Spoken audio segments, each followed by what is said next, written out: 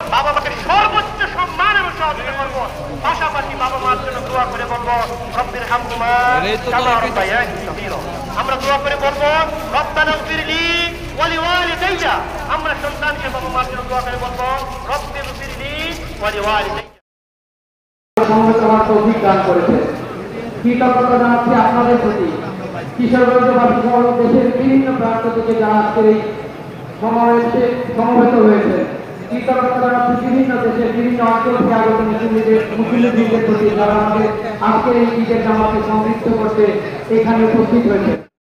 রোজা রাখতেন বাংলাদেশের মানুষ যদি মুসলিম উম্মাহ যদি আমার পরে রমজানের একটি মাস রোজা রাখলো আর এই শাওয়াল মাসে 6টা রোজা রাখলো, আদি পিতা যেমন আমাদের কাছে নূর হিসাবে নবীজিকে প্রেরণ করা হলো, আর তোমাদেরকে দেওয়া হলো সুস্পষ্ট একখানা কিতাব।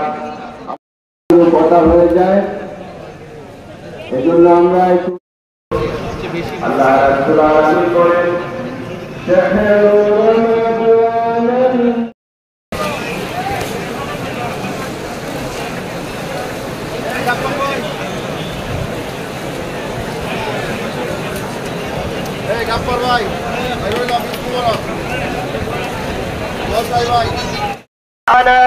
الحمد لله رب العالمين والسلام عليكم ورحمة الله وبركاته.